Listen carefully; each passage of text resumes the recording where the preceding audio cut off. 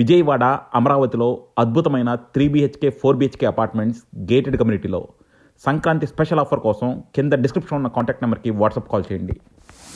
Welcome to icon politics. నేను హరిత.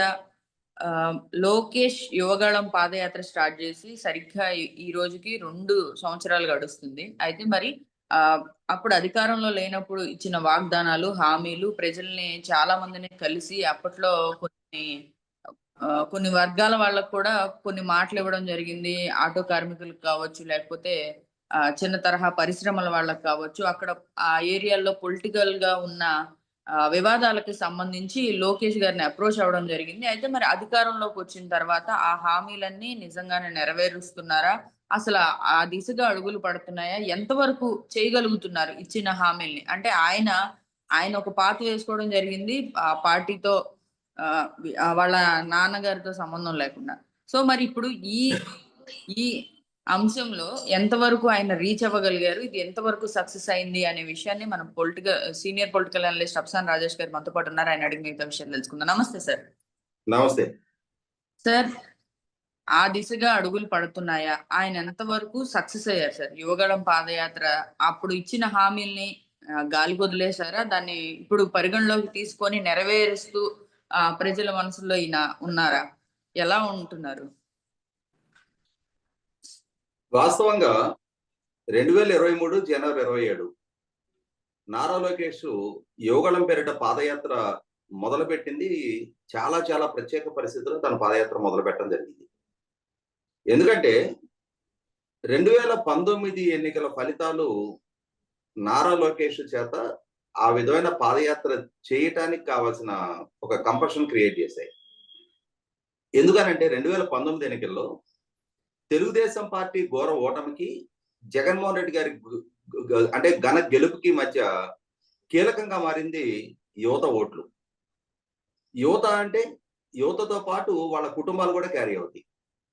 దానికి ప్రధానంగా దారితీసిన పరిస్థితులు ఏంటి అంటే, ప్రతిపక్ష నాయకుడిగా జగన్మోహన్ రెడ్డి గారు ఆయన ప్రధానంగా యువతను లక్ష్యంగా చేసుకొని ఆనాటి చంద్రబాబు నాయుడు గారి ప్రభుత్వానికి వ్యతిరేకంగా యోబేరి అని చెప్పని యూనివర్సిటీలు కాలేజీల చుట్టూ తిరిగి సదస్సులు ఏర్పాటు చేసి, అప్పటికి విభజన చట్టంలో అపరిష్కృతంగా ఉండిపోయిన ప్రత్యేక హోదా ఆవశ్యకత గురించి యువతకి విశదీకరించి చెప్తా, చంద్రబాబు నాయుడు నిస్సహాయుడే కేంద్రం దగ్గర సాగిలపడి ప్రత్యేక హోదా సాధించలేకపోయాడు. మీరు నాకు మెజార్టీ ఎంపీ సీట్లు ఇవ్వండి, మెజార్టీ ఎంపీ సీట్లు ఇచ్చిన పక్షంలో నేను ప్రత్యేక హోదా కేంద్రంలో అధికారంలో ఎవరున్నా వాళ్ళ మెడలోంచి సాధిస్తాను. ప్రత్యేక హోదా ఒక్కటి కనుక మనం సాధించిన పక్షంలో ఆ హోదా వల్ల ఇచ్చే వెసులుబాట్లతోటి ప్రపంచవ్యాప్తంగా ఉన్న పెట్టుబడిదారులు అందరూ వచ్చి మన రాష్ట్రంలో పెట్టుబడి పెడతారు. నేను 13 జిల్లాల్ని 13 హైదరాబాద్కి అభివృద్ధి చేస్తా, యువతకి వలసలు లేని ఉపాధి కల్పిస్తా, అలాగే ప్రభుత్వంలో ఖాళీలు ఉన్న 2,30,000 ప్రభుత్వ ఉద్యోగాల్ని ఒక జాబ్ క్యాలెండర్ ద్వారా భర్తీ చేస్తా, మెగా డిఎస్సి కండక్ట్ చేస్తానని రకరకాల వాగ్దానాలు చేశారు. జగన్మోహన్ రెడ్డి గారి ఆ వాగ్దానాల జడివానలో యువత తడిసి ముద్దయిపోయారు. ఇక్కడ వాళ్ళని ప్రధానంగా ఆకర్షించింది ఏంటి అంటే, చంద్రబాబు నాయుడు గారితో కంపేర్ చేసినప్పుడు జగన్మోహన్ రెడ్డి గారు 22 సంవత్సరాల వయసులో చిన్నవాడు. దాంతో యువత ప్రధానంగా జగన్మోహన్ రెడ్డి గారిని తమ ఐకాన్ గా ఓన్ చేసుకున్నారు. ఆయన ప్రచార ప్రభావంతో ఆయన కూడా ఊహించినంతటి ఘన విజయానికి కట్టబెట్టారు. మరి 5 సంవత్సరాలు జగన్మోహన్ రెడ్డి గారి పాలనలో ఏ వాగ్దానాలు అయితే యువతకు చేశారో అందులో ఏ ఒక్కదాన్ని నెరవేర్చలా. ప్రత్యేక హోదా అనేది ఎటుపోయిందో తెలియదు. కేంద్రం మెడలు వంచే సంగతి వదిలిపెడితే కేంద్రం దగ్గర సాగిలపడి పాద నమస్కారం చేసే స్థాయికి ఆయన దిగదార్చుకున్నారు. అలాగే జాబ్ క్యాలెండర్ అనే మాటే మృగ్యంగా మారిపోయి 2,30,000 ఉద్యోగాల స్థానంలో కేవలం 9,800 ఉద్యోగాల నియామకానికి ఒక నోటిఫికేషన్ విడుదల చేశారు. ఈ జాబ్లెస్ క్యాలెండర్ మాకొద్దు, మాకు మీరు వాగ్దానం చేసిన లక్షల ఉద్యోగాల భర్తీకి నోటిఫికేషన్ ఇవ్వండి అని చెప్పని యువత ఆయన ఇల్లు ముట్టడికి నిరసనకి పిలిపిస్తే, ఆ విధమైన ప్రయత్నం చేసిన అన్ని రాజకీయ పక్షాలకి సంబంధించిన విద్యార్థి యోజన విభాగాల నాయకుల మీద రేప్ అటెంప్ట్ కేసులు పెట్టి జైలుకి పంపించారు. న్యాయస్థానం చివాట్లేసి వాళ్ళు ఒక నిరసన కార్యక్రమానికి పిలిపిస్తే మీరు రేప్ అటెంప్ట్ కేసు సెక్షన్స్ పెడతారా అని చెప్పని ఆ రిమాండ్ రిపోర్ట్ తిరస్కరించబడి సరిపోయింది. కానీ లేకపోతే యువ నాయకులు, విద్యార్థి నాయకులు ఎటువంటి కేసులు పాలయ్యేవాళ్ళో యువతకు ఒక స్పష్టత ఉంది. ఇటువంటి పరిస్థితుల్లో రాష్ట్రానికి పారిశ్రామిక పెట్టుబడులు రప్పించకపోక 13 జిల్లాలని 13 హైదరాబాద్ ప్రస్తావన వదిలిపెట్టేసి రాష్ట్రానికి రాజధాని కూడా నిర్మాణం చేయని జగన్మోహన్ రెడ్డి గారి పాలన హయాంలో ఉన్న పరిశ్రమలు కూడా పారదోలుతూ ఉంటే ఒక రకమైన ఉపాధి కరువై యువత నైరాశ్యంలో మునిగిపోయారు. ఆ నైరాశ్యంలో మునిగిపోయిన యువతలో కొంతమంది పెడదోరలను బట్టి మాదక ద్రవ్యాలకు బానిసలవుతా ఉన్నారు. ఇటువంటి స్థితిలో యువతను చూసిన తర్వాత ఆటోమేటిక్ గా వాళ్ళ తల్లిదండ్రులు కూడా తీవ్ర మనోవేదనకు గురవుతా ఉన్నారు. ఒక రకమైన నైరాశ్యం రాష్ట్ర వ్యాప్తంగా ఆవరించి ఉంది. ఇటువంటి పరిస్థితుల్లో ఆ నైరాశ్యంలో మునిగిపోతున్న యువతకి భరోసా ఇవ్వాల్సిన బాధ్యత ఉంది. ఆ యువతను చూసి తలడిల్లుతున్న తల్లిదండ్రులకు కూడా ధైర్యం చెప్పాల్సిన అవసరం ఉంది. భవిష్యత్తు పట్ల నమ్మకం కలిగించాల్సిన అవసరం ఉంది. ఇటువంటి స్థితిలో జగన్మోహన్ రెడ్డి కన్నా ఇంకొక 10 సంవత్సరాలు చిన్నవాడైనా, జగన్మోహన్ రెడ్డి కన్నా ఉన్నత విద్యావంతుడైనా, జగన్మోహన్ రెడ్డి కన్నా చాలా క్లీన్ ఇమేజ్ ఉన్న నారా లోకేష్ ఆ యువతని సమీకరించి వాళ్ళలో ధైర్యం చెప్పే బాధ్యత భుజానికి ఎత్తుకొని యోగడం అని చెప్పని ఒక పాదయాత్ర సంకల్పించుకోవడం జరిగింది. ప్రధానంగా తను తెలుగుదేశం నుంచి దూరం జరిగిన యువతని మళ్ళీ తెలుగుదేశంకి చేరువ చేయడం ఒక లక్ష్యం, అది రాజకీయపరమైన లక్ష్యం. అదే సందర్భంలో రాష్ట్రంలో భవిష్యత్తులో తమకు గనక అధికారం దక్కితే తాము యువతకు ఎటువంటి భవిష్యత్తు కల్పించబోతున్నాం అనేది ఒక విజన్ ఆ యువతకి ఇవ్వాల్సిన అవసరాన్ని తలకెత్తుకొని తన పాదయాత్ర చేయడం జరిగింది. ఆ పాదయాత్ర సంకల్పించుకున్న రోజు అవునా నారా లోకేష్ 400 రోజులు 4000 కిలోమీటర్లు పాదయాత్ర చేస్తాడా, అసలు అతనితో అది సాధ్యమేనా, కనీసం 4 రోజులైనా నడవగలుగుతాడా అని చెప్పని విమర్శకులు, విశ్లేషకులు లోకేష్ ను విపరీతంగా ట్రోల్ చేశారు. ఎందుకంటే అప్పటి వరకు ఉన్న పర్సెప్షన్ ఏంటి అంటే నారా లోకేష్ ని ఒక నాన్ సీరియస్ పాలిటీషియన్ గా, అసమర్థుడిగా, లేజీ ఫెలోగా, తిండిపోతుగా, అవినీతి పరుడుగా ఇలా చిత్రీకరిస్తూ వచ్చారు. ఏదో చంద్రబాబు నాయుడు గారు కొడుకు కాబట్టి అతను రాజకీయాల్లో చలామణి అవుతున్నాడు కానీ అతను డిజర్వ్డ్ పర్సన్ కాదు, తన నియోజకవర్గ పేరు కూడా తను స్పష్టంగా పలకలేడు అని చెప్పనే ఒక ఒపీనియన్ బిల్డప్ చేస్తూ వచ్చారు. తనని పప్పు అని చిత్రీకరిస్తూ వచ్చారు. అవహేళన చేశారు. అవును, తనని పప్పు అని చిత్రీకరిస్తూ వచ్చారు. అటువంటి స్థితి నుంచి నారా లోకేష్ వీటిని అన్నిటినీ సవాల్గా తీసుకొని తనను తను మలుచుకొని తన ఆహార్యాన్ని, తన వ్యవహార శైలిని మార్చుకొని తాను ప్రజలకు చేరువవుతా, ఆ చేరువ అయ్యే క్రమంలో కూడా అదే ఆ టైంలో ప్రత్యర్థి రాజకీయ పార్టీల రాజకీయ కార్యకలాపాలని కట్టడి చేసే లక్ష్యంతో ప్రభుత్వం జీవో నెంబర్ 1 అని చెప్పని ఒక జీవో తీసుకొచ్చింది. ఆ జీవోను అడ్డు పెట్టుకొని లోకేష్ పాదయాత్రకు కూడా విపరీతమైన ప్రతిబంధకాలు కల్పిస్తూ వచ్చారు. తన ప్రచార రథాన్ని సీజ్ చేశారు, తన మైక్ వాడినివ్వకుండా అడ్డుకున్నారు. ఆఖరికి తన ఒక స్టూల్ మీద నిలబడి వితౌట్ మైక్ ప్రసంగిస్తుంటే ఆ స్టూల్ ను కూడా లాక్కున్న తీరు.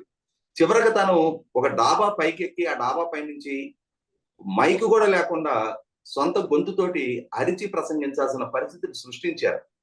వీటిని అన్నిటినీ ధీటుగా దాటిగా ఎదుర్కొంటూ తను ప్రజలతో మమేకమవుతా, సమాజంలో విభిన్న వర్గాల ప్రజల జీవన స్థితిగతుల గురించి అవగాహన చేసుకుంటా, వివిధ కులాలు, వృత్తులు, మతాలు, ప్రాంతాలు ప్రజలతో మమేకమవుతా వాళ్ళ లైఫ్ స్టైల్స్ గురించి, వాళ్ళ లైఫ్ స్టాండర్డ్స్ గురించి అవగాహన పెంచుకుంటూ వాళ్ళకున్న సమస్యలు ఏంటి, వాళ్ళు ఎదుర్కొంటున్న కష్ట నష్టాలు ఏంటి, వాళ్ళ కన్నీళ్ళు ఏంటి అనేది తన అవగతం చేసుకుంటా, అదే సందర్భంలో ఎన్టీ రామారావు గారు మనవడుగా, చంద్రబాబు నాయుడు గారు కొడుకుగా, బాలకృష్ణ గారు అల్లుడుగానే తెలిసిన లోకేష్ తమకి అంత దగ్గరగా, అంతటి ఉన్నత కుటుంబాన్ని నుంచి వచ్చి అంత డౌన్ టు ఎర్త్ లాగా, తమ ఇంటి పక్కింటి పిల్లాడిలాగా తమతో కలిసిపోతున్న తీరు చూసి సమాజం కూడా ఒక కొత్త లోకేష్ చూసింది.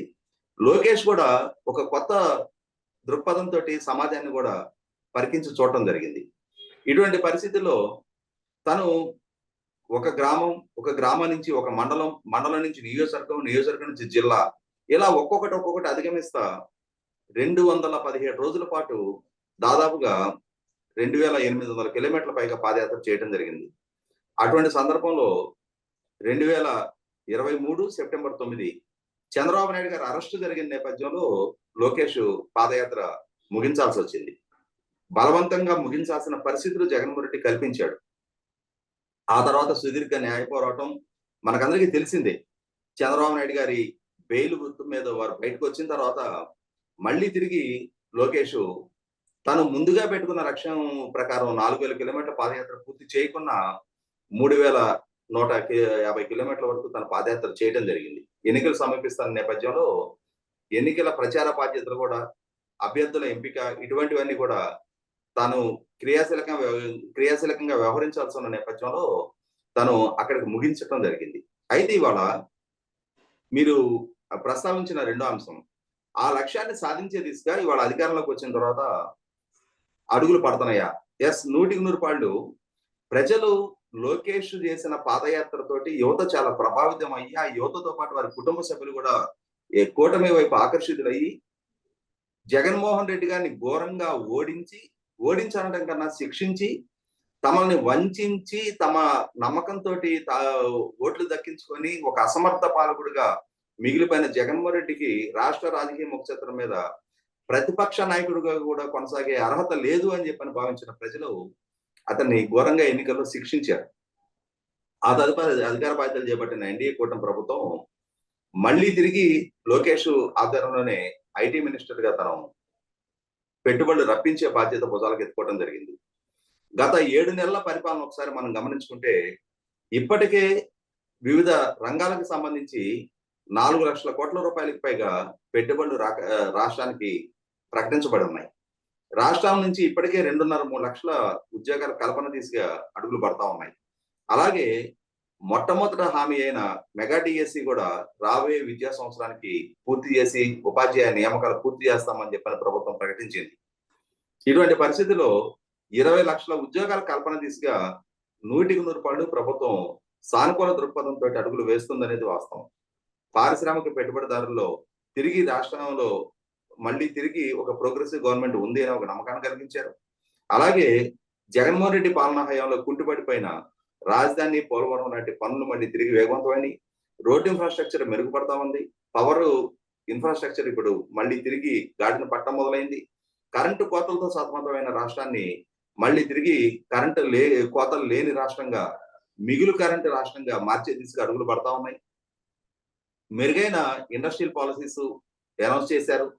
కాబట్టి 20 లక్షల ఉద్యోగ కల్పన వాగ్దానం ఎన్నికలకు ముందు ఎన్డీఏ కూటమి యువతకు చేశారో దాన్ని సక్రమంగా సకాలంలో నెరవేర్చే దిశగా 20 లక్షల కన్నా మిగులుగానే ఈ 5 సంవత్సరాల కాలంలో ఉపాధి కల్పన చేయగలము అని చెప్పిన ఒక నమ్మకాన్ని వాళ్ళ రాష్ట్ర యువతకి, వారి కుటుంబ సభ్యులకు కూడా ఎన్డీఏ కూటమి ప్రభుత్వం కల్పించడం జరిగింది.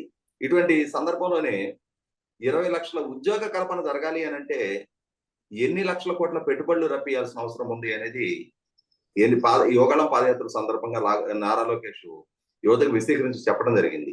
అన్ని లక్షల కోట్ల పెట్టుబడులు వచ్చి 20 లక్షల మందికి ప్రత్యక్ష ఉపాధి దక్కిన పక్షంలో ఇండైరెక్ట్ గా ఇంకొక 40-50 లక్షల మందికి ఇండైరెక్ట్ ఎంప్లాయ్మెంట్ కూడా దక్కడానికి ఆస్కారం ఉంటుంది. కాబట్టి ఇన్ని లక్షల ఉద్యోగ కల్పన జరిగి ఇన్ని లక్షల కోట్ల రూపాయల పారిశ్రామిక పెట్టుబడులు గ్రౌండింగ్ అయిన పక్షంలో 100% మార్కెట్ పొటెన్షియాలిటీ పెరుగుతుంది. మార్కెట్ పొటెన్షియాలిటీ పెరిగితే గవర్నమెంట్ ట్యాక్స్ రెవెన్యూస్ పెరుగుతాయి. గవర్నమెంట్ ట్యాక్స్ రెవెన్యూస్ పెరిగితే జగన్మోహన్ రెడ్డి వల్ల ఆర్థిక విధ్వంసానికి గురైన రాష్ట్రం మళ్ళీ తిరిగి సంపద సృష్టితోటి తన ఆర్థిక స్థితిగతుల్ని మెరుగుపరచుకోవడానికి, రేటింగ్ మెరుగుపడటానికి ఒక ఆస్కారం ఉంటుంది.